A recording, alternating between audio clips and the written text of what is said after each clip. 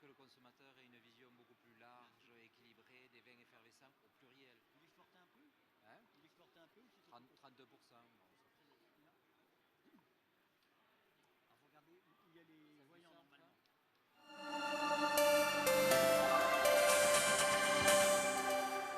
En direct du plateau TV du Vitef, où j'ai le plaisir de recevoir Richard Planas. Richard Planas qui est le directeur de l'AOC Limoux. Que vient faire la blanquette de Limoux à Épernay?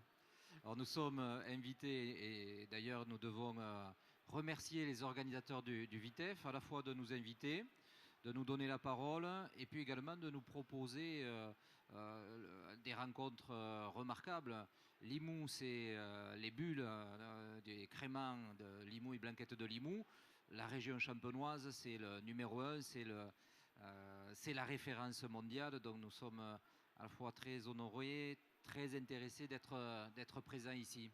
Alors, juste peut-être pour resituer, Limoux, c'est 2000 hectares en AOC, 7800 hectares au total. La blanquette de Limoux, méthode ancestrale.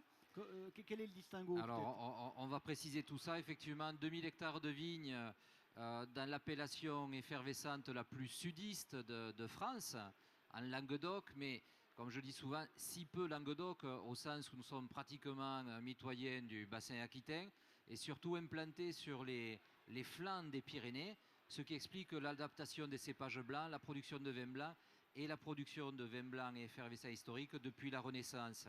Vous êtes un seul département, l'Aude finalement. Un seul département et sur 41 communes au sud de Carcassonne et au pied des Pyrénées. Donc au niveau des appellations, effectivement, nous avons deux appellations en méthode traditionnelle, principalement brute, qui sont le crément de Limoux, dont la base d'encépagement est plutôt le chardonnay, chenin, complété par du pinot noir, voire du mosaque. Et le Limoux, blanquette de Limoux, qui est aussi principalement un brut, à base de mosaque et le cépage historique. Alors vous faisiez référence à une troisième production, méthode ancestrale. Donc 4 appellations en France développent la méthode ancestrale, Gaillac, Die, Bugey-Cerdon et Limoux. Et là, on a une méthode ancestrale effervescente avec une richesse en sucre très importante, un rappel sur le fruit, la douceur du fruit très forte. Alors, Limoux, c'est 10 millions de cols, 30% à l'export. C'est un marché qui se porte de manière assez linéaire. Vous avez des cycles aussi chez vous? Alors, nous avons eu des périodes de défaillance il y a, on va dire, 5 à 10 ans. Depuis les 4 dernières campagnes, nous avons reconquis des marchés pour se retrouver à ce niveau-là. L'année en cours est un petit peu difficile, on patine un petit peu au niveau des chiffres, mais on se maintient à un niveau qui pour nous est élevé.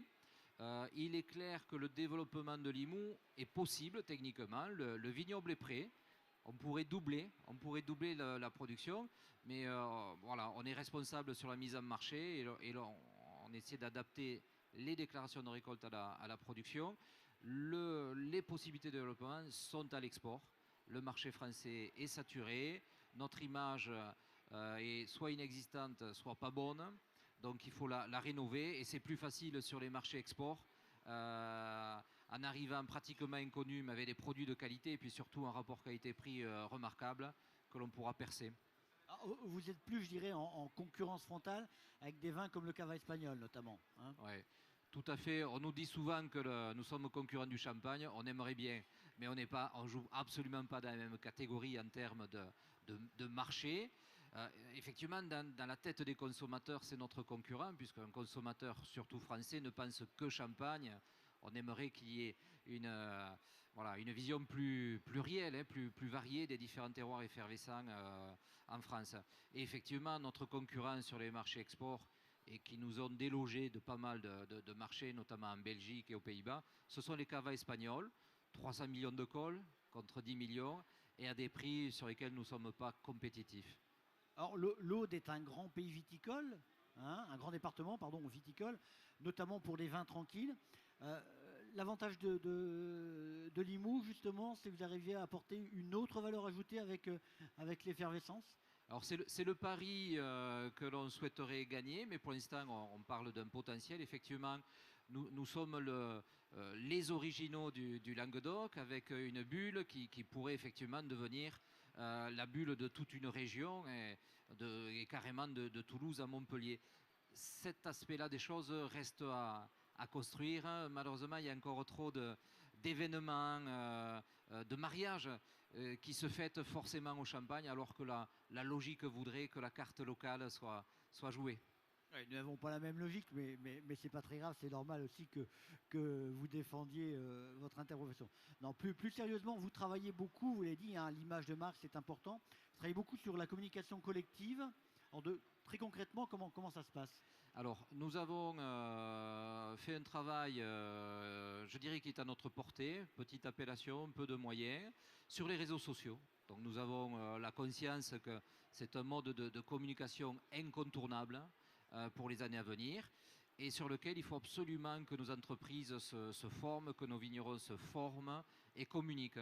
Et donc, c'est le travail que je suis venu présenter aujourd'hui au VITEF, de l'usage des réseaux sociaux dans la communication des vins de Limoux. Donc vous pouvez nous trouver sur Twitter, Facebook, Pinterest et d'autres. Il suffit de chercher AOC Limoux, bulle blanc, rouge, puisque nous sommes tricolores. Vous êtes aussi dans cette communication collective, vous faites de l'accompagnement individualisé des producteurs? Tout à fait, nous faisons d'abord de la sensibilisation et puis de la formation aux vignerons, soit sur des sessions un petit peu costauds, 12 personnes sur 4-5 séances avec des intervenants extérieurs.